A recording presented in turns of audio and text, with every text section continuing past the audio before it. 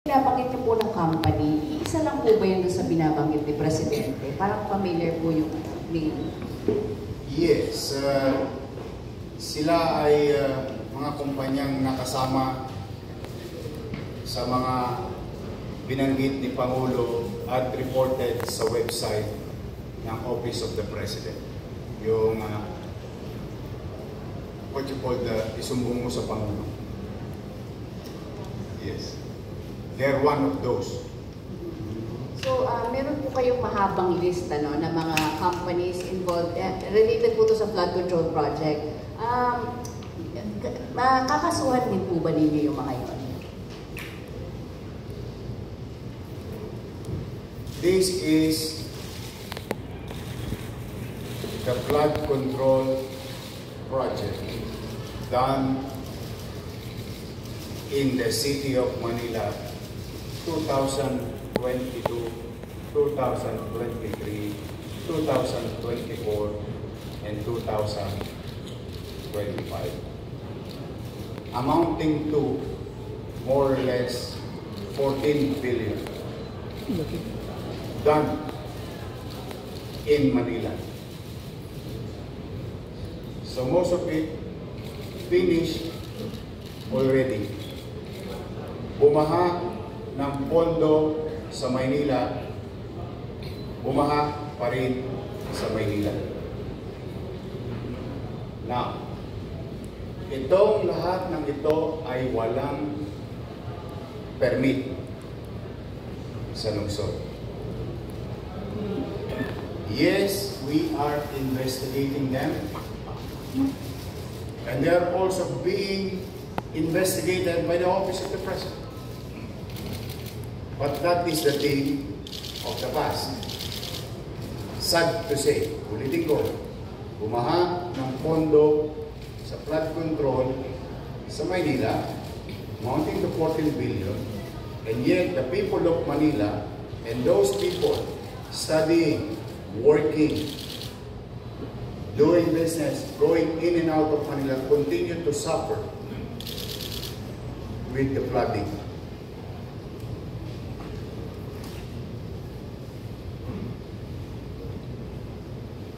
Gusto nyo malaman per district? Per district? Ito na. Third district.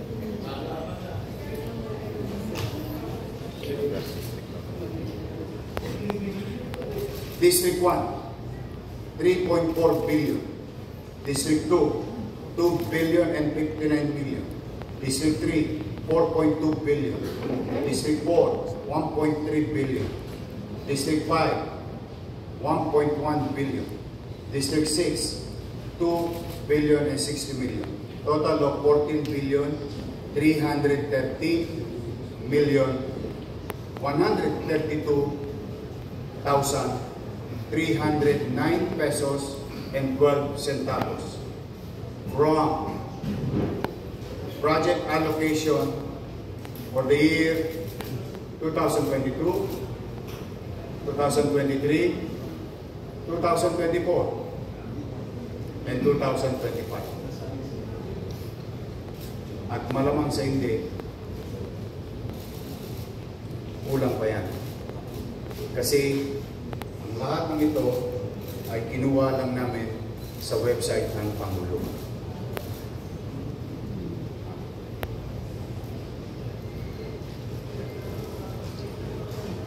Yun ay nakaraan.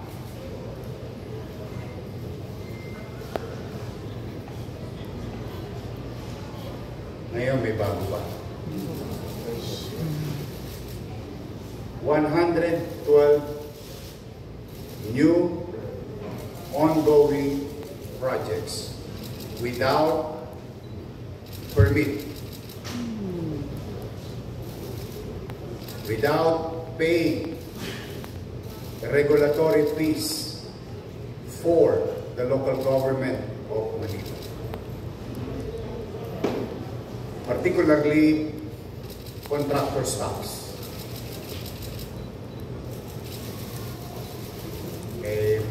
Pag ordinaryong tao, nag-a-apply ng demolition permit. Pag ordinaryong taong nagporsigi, nakaipon, papaayos ang bahay, kumukuha ng building permit. And they pay regulatory fees, like what you call contractor's tax under the Manila Tax Ordinance. These are ongoing. We'll send you a copy of this. And yung mga binanggit ni Pangulo na mga kumpanyang paborito, nandito rin. Kayo na ang musga. Konti-konti lang po ito. Random. 145 million, 97 million, 140 million, 94 million, 80 million, 142 million, 141 million. Dikit-dikit pa yung numero. 141 million. Jersey ulit. Ang daming jersey. 141 million. 94 million. 94 million. 140 million. 142 million. Mukhang paborito nila yung 140 million. Kasi tinitingnan ko lang naman random lang. So this is ongoing. And we continue to investigate. Now, hopefully, after today, they will learn a very good lesson. As I have said before, again and again, welcome kayo magnegosyo sa Manila. We welcome development in Manila. Immaterial of political color, as long as you follow simple procedure. Ang masakit yung pagka-ordinaryong tao, hirap na hirap kumuha ng permit sa Maynila o sa local government. Pero pagka malalaking kumpanya, parang binabaliwala nila ang pamahalaan. So, we are investigating. Yes, last question na from my end. So, rektang tanong po, Yorme, sino ang tingin yung dapat sisihin sa pagbaha sa Maynila? Well, as far as ayokong pangunahan ng Pangulo sa investigasyon na ginagawa, I think they have more resources to tell the people who is liable or not, who've done projects properly, o baka meron ding guni-guni. If I may borrow the words of the President. But first things first, yung para muna sa aming mga taga-Maynila. Mauna muna ang taong bayan. Nagagamit ang building na iyon sa pang-araw-araw na pamumuhay ng komunidad sa Santa Cruz. Biglang nawala, napagkaitan ng mga taga-Maynila. That is my obligation. Hopefully, someday, somehow, magkaalaman din kung sino ang mga taong may kapabayaan. For now, it's very clear from your city government of Manila that there is liability on the part of the contractor. There are hundreds more, or a little over and under 100 contractors doing infrastructure projects from the national government. Of course, we'll go after them. The same banana. Unless they follow the local government code, provision of it, and other existing laws, like the National Building Code, and other ordinances, local laws of the City of Manila. Now, gusto ba namin silang sampahan lang ng kaso? Hindi po. Kaya lang, parang gusto nilang parang siguro nasanay silang walang humahabol sa kanila. Ngayon, I think they should learn their lesson very well. Welcome silang kumuha ng permiso sa Maynila at pagbayad ng obligasyon sa siyudad ng Maynila. We will welcome them, each and every one of them, if they follow procedure. Sir, good morning po. Camille Samonte po from TV5. Just going back doon sa Chelsea Construction, ano po ba supposedly yung itatayo nila doon sa Rasang? Sentro Comunidad. Ano pong kind of business? Multi-purpose hall. Multi-purpose hall? But sir, sino po yung nag-approve initially? DPWH. Without budget. Sir, ito, Why? Because this type of projects is one of those under FLR for later release. Para sa mabilis na pangunawa ng ating mga maneuver, this project is subject to approval of the Office of the President. In the absence of such, it should not be done. sir, itong Chelsea, meron din silang flood control project po dito sa Meron din. Maynila. Ano po? Marami rin. Ano pong mga district po itong ginawa? Ano? At nakompleto na po? Bibigay ko sa iyo mamaya yung kopya. Pero sir, sino po yung nakikita ninyong local official po na most likely involved or may awareness about these flood control projects, and ito rin po yung sa pagde-demolish na wala namang kaukulang permit? Yes, we are now investigating also other local government official of the past. Because it was started May 2022, immediately after the election. I assume July 1. Sir, dun sa Chelsea, sorry. Dun sa Chelsea, yung kanilang flood control po dito so far in your observation, are they working or hindi sila usable at all? Well, I don't have to be an engineer or kahit sino man taga Maynila, hindi kailangan maging ininyero or mathematician. 14 billion worth of flood control project, o baha pa rin naman. So, isa lang ibig sabihin, hindi effective.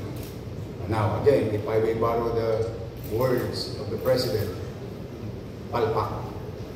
Baha pa rin. So sir, safe to say that Chelsea is one of the top contractors po na gumawa ng flood control here in City of Manila? As per records.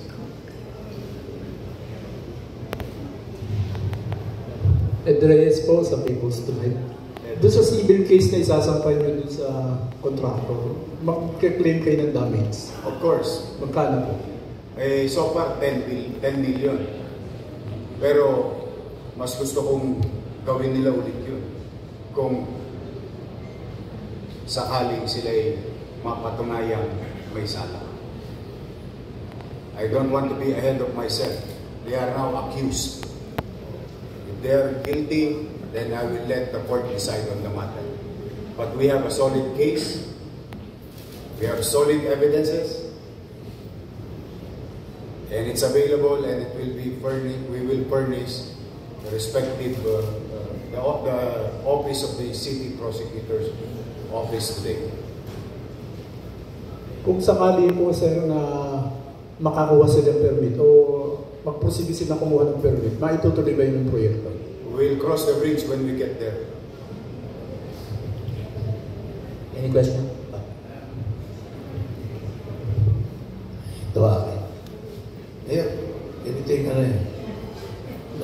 Ito lately, last week, talagang nagkaitin yung bakbakan ng Joel. Meron bang grounds para gamitin ng common term na for the sake of Manilans? Saka na yun. Politika lang yun. Today is what we are after is to fulfill our obligation. Tupdin namin ang aming obligasyon sa taong bayan. Pasilidad ng taong bayan obligasyon po ito, proteksyonan. Kung kinakailangan maibalik o maituloy, then we'll cross the bridge when we get there. But today is about the grave violation of a corporation doing projects from the national government. And today, the start of new beginning, that showing to all contractors that we really mean business and we wanted to put a dot on everything today. If they will not comply, all those mentioned in the records, they will suffer the same thing what GLC Construction and Supply Company will suffer. And walang body count. Tuloy-tuloy na to, Pat. Now, I hope they are watching. There is time for redemption. Do we need projects in Manila? Yes, of course. Ang tanong ba'y makabubuti sa tao? Pag makabubuti sa tao, Pat, will support. The way we did with Congressman Cheng and Congressman Maceda. So, gano'n lang kasimple po. Protection of public interest. Doon muna kami today. Yung politika lang yan. Natin pag-iintindi. Ngayon maganda yung sinimulan mo sa mga LGU, ay open nito sa buong LGU sa buong Pilipinas na any project dapat tumaan sa permit o paalam man lang. Elementary courtesy, hindi nangyayari yun dahil siga yung mga proponent mga congressmen. Actually, it's not even a courtesy if I may put that in right perspective. It's more on following the rules and regulations as stated by the law. So, alam mo yung pagod na yung tao, ano ba talaga? Sino ba talaga may sala? O, ito ngayon, yung damdamin ng taong bayan, tinutugunan namin ngayon at tinutuldukan na natin ang mga bagay-bagay. Ito ay umpisa ng mahabang journey o local government unit going after to the contractors without seeking necessary permit and complying with rules and regulations. Because Manila is not a unique city. The law that is existing in Manila is the same law that exists in 1,600 plus local government unit, because we only have one law, what you call RA 7160 or the local government code. And I think any lawyer for that matter will agree with me. So what is happening to X city, to B city, to Y city is also happening, or laws that existing there is the same law that exists here in the city of Manila. It's just that your city government of Manila's action today is to really put an end to these abusive contractors of national government agency not following rules and regulations and existing laws. Kaya walang natanong yan kasi si BPM, yung mga LGU, Sinabi ni hindi nila alam na may project pala doon sa lugar nila. Ang laki-laki billion. Pati governor, napanood ko eh. Na-shock din siya, hindi rin yung isang governor na panood ko. Hindi rin Ang yata. ginagawa nyo, tumaan kayo dito. Saka don't get me wrong, Pat. We will approve when it is, wala nang problema eh. Bayad ko yung buwis, aprobahan namin kung kapakinabangan ng tao. Thank you. Yes, ma'am. Good morning, Mayor. Denise Valdesancho from 1PH, Signal TV. Confirm ko lang Mayor, alam ko this is still under investigation, pero may idea ba tayo bakit ang daming nakakalusot na ganito na walang permit? Walang sumite. ang malas ng mga kontraktor na yan, nag-iikot ako. I go around. In fact, last Sunday, I confiscated the illegally parked truck above the bridge. Tapos malaman ko, may flood control project pala kayo dyan. It was posted in our, that is, I think, Monday ata. Sa Estero, sa United Nations Avenue, before the Robinson Mall. Imagine mo, diba? I mean, let's be honest to ourselves. Anyway, mapapagod lang ang mga mayor. Kakahanap ng hanap. O ngayon, we'll start charging cases against them. And I hope by this time, yung mga involved ay dapat tingnan ng, let's just say in this case, let's just say DPWH. Dapat tingnan ng DPWH para ma-blacklist naman itong mga to. How can agencies of government tolerate these contractors to participate in bidding without complying to basic requirements of law? For sure, yun din ang tanong ng bayan. Mayor, related naman sa Sunog Apog, kamusta na po yung ongoing project? Sira pa rin. Nakakaawa yung mga taga-Sunog Apog. And it costs the city, not only the city, the people of this country costs the taxpayers money. It's about 700 million na. On a less than 500 square meter facility. Shangri-La yata tinayo dun. Sir, sorry, just going back, follow up from TV5. Sir, you mentioned kanina dun sa mga per district na flood control project. So, District 3, if I got it right, 4.3 billion.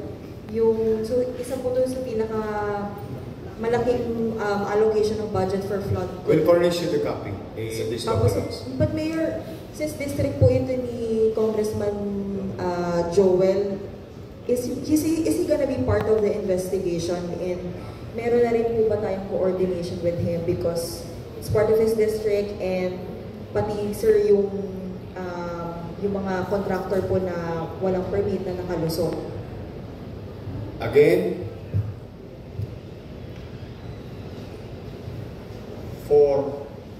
once and for all, this is the right due course as per suggested by our city legal officer, Attorney Luz.